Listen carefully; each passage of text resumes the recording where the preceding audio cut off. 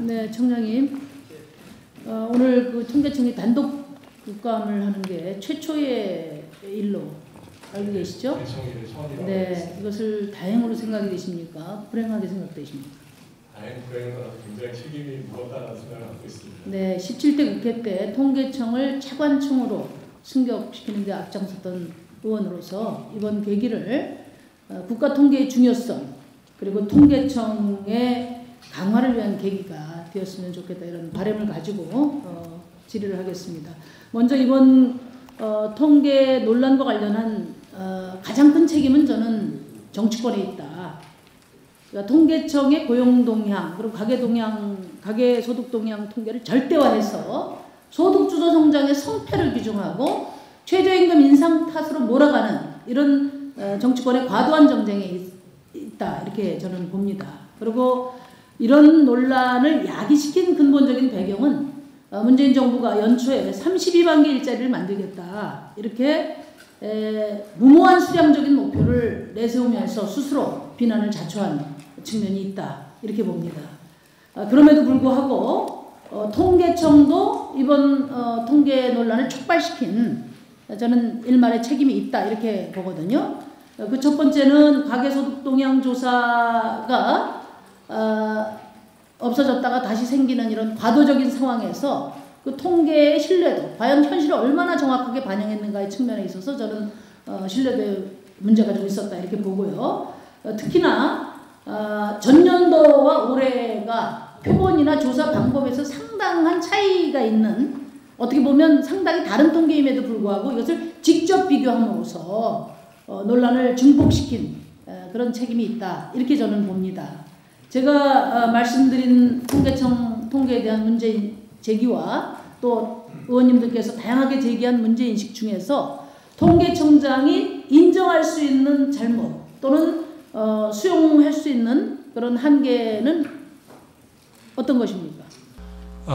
먼저 제가 이견을 갖고 있는 부분 먼저 말씀드리면 비교할 수 없는 통계라는 점은 저는 다른 생각입니다. 저의 표본의 규모가 바뀌긴 했어도 각각의 시기에 전체 인구 구조나 가계소득에 대해서 대표성을 가지고 있는 적어도 주요 소득에 대해서는 대표성을 가지고 있는 통계라고 생각을 하고요. 그러니까 대표성이 있는 통계라는 거 하고요. 네. 말하자면 작년 대비 올해 어떤가를 비교하는 거하고는 다른 문제입니다. 저는 통계청의 통계가 잘못됐다, 틀렸다고 말하는 게 아닙니다. 각각 통계는 고유한 표본과 조사 방법에 의한 고유한 결과가 나올 수 있는 거예요. 그런데 아까 이제 야당 의원님들께서도 그런 얘기를 하셨는데 통계는 거짓말을 하지 않는다. 근데 거짓말하지 않는 통계가 여러 개 있는 겁니다. 그것을 종합해서 실정을 정확하게 판단해야 될 책임은 정치권에 있는 거예요. 물론 국가가 제공해야 되고 오늘 통계청에서 그런 통계 높은 품질의 통계를 제공하도록 제가 요청을 할 예정입니다.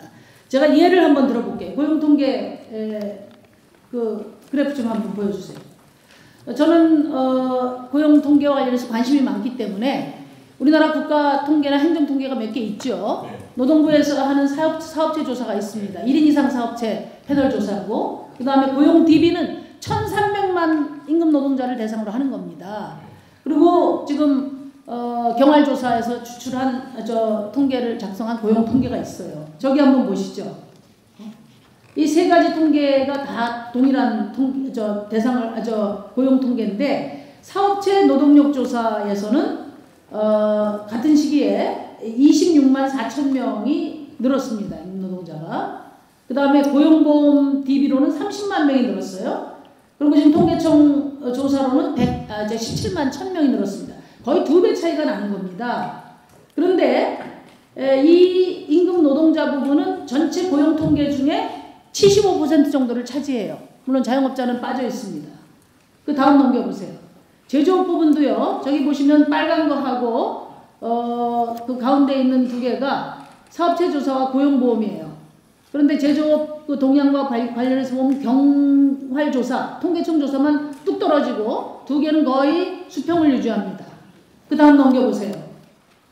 지금 아까도 얘기했지만 조선업 부분에 대해서 아까 어떤 야당 의원님이 지적을 하셨는데 지금 사업체 조사나 고용보험에서는 조선업 그 고용은 좀 늘은 걸로 나타납니다. 그러니까 말하자면 구조조정 이후에 회복세를 보이고 있는 건데 지금 경활조사만 떨어진 걸로 나와 있어요.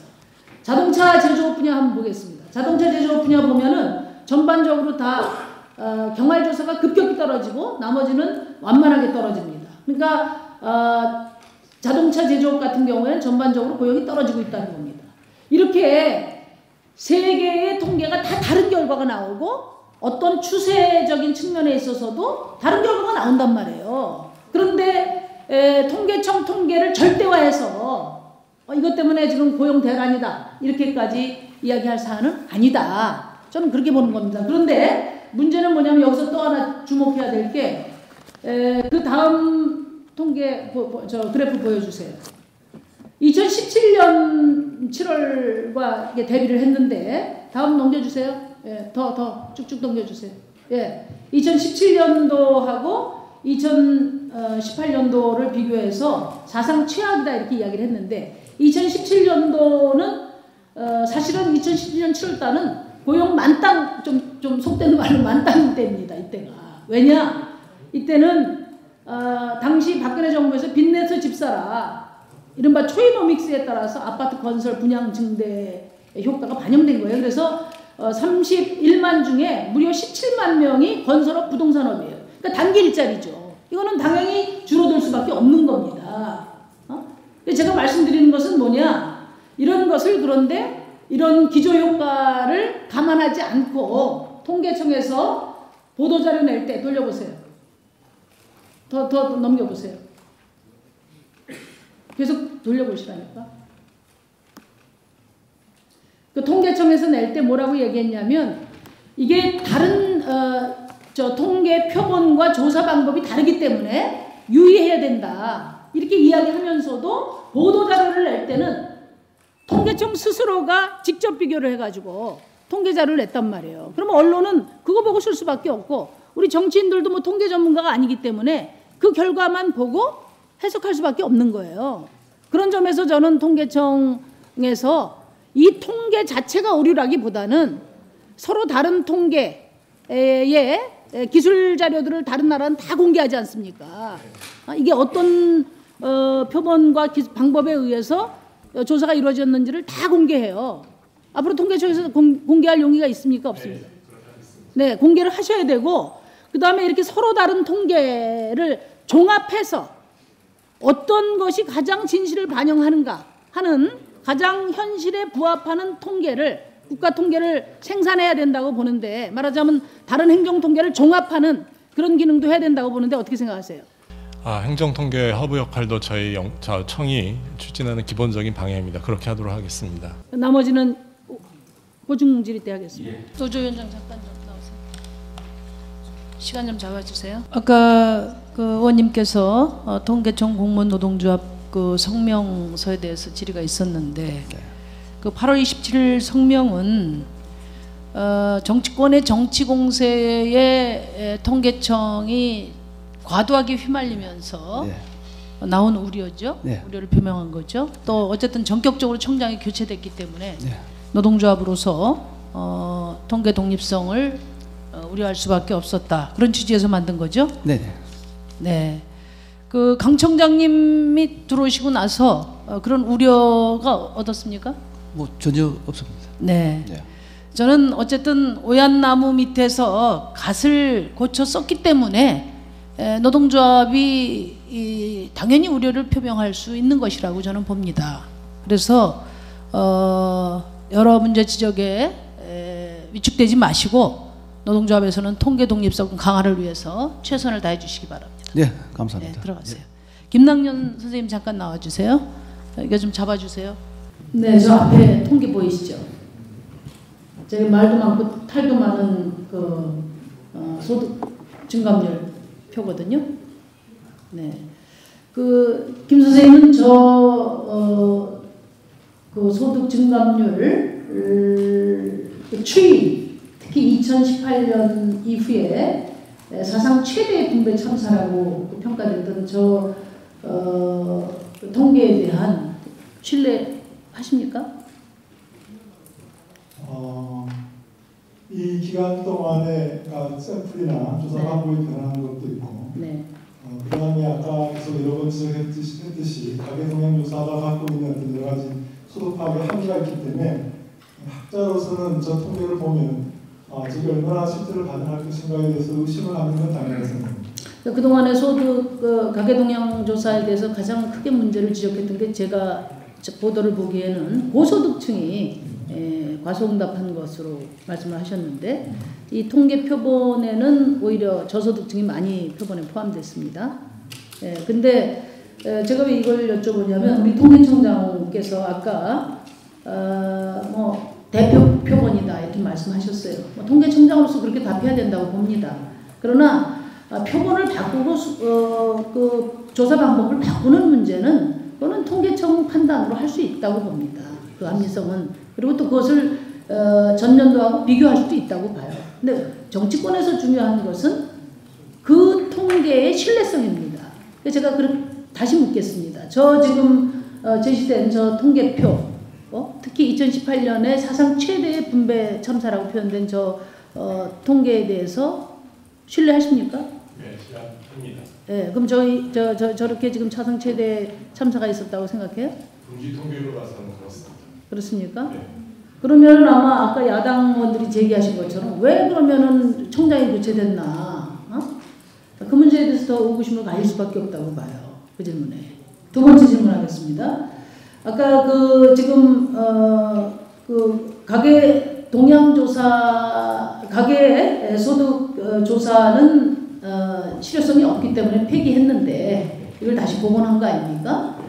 그것을 다시 복원한 것이 바로 정치적인 외압에 의해서 그렇다는 게 지금 야당 의원님들 주장이시고 통계청장은 이것을 계속 해야 된다 이렇게 이야기를 하고 있어요. 그러면 2015년도에 가계소득조사를 중단하기로 한 결정이 잘못됐다고 보십니까?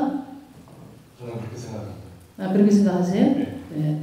많은 의원님들께서 지금 가계금융복지조사가 더 정확하고 그건 인정하고 계시고 그렇다면은 지출통계 원래 가계동향조사는 지출통계의 핵심이 있으니까 지출통계만 하고 소득통계를 굳이 할 필요 있느냐 이런 점에 대해서 아까 우리 김남현 선생님은 충분히 취지를 말씀하셨는데 그럼 통계청장이 가계소득조사가 계속돼야 될 이유를 좀 명확히 말씀해 주세요. 정확히 말씀드리면 소득과 지출을 같이 볼 수 있는 조사가 계속돼야 되는 거고요. 그 지점에 대한 정책 수요는 굉장히 크다고 봅니다. 왜냐하면 소득계층별로 그러니까 그 정책 수요가 누구로부터 그러니까 지금 야당 의원님들의 대체적인 생각은 그것은 청와대가 강 청장님한테 준 미션 아니냐 그래서 지금 고집하는 거 아니냐 이런 의구심이 있는 거거든요. 그 점에 대해서 한번 입장을 이야기해 주세요. 그렇지는 않습니다. 예컨대 그 통계가 정책에 어떻게 활용될 수 있는지를 보면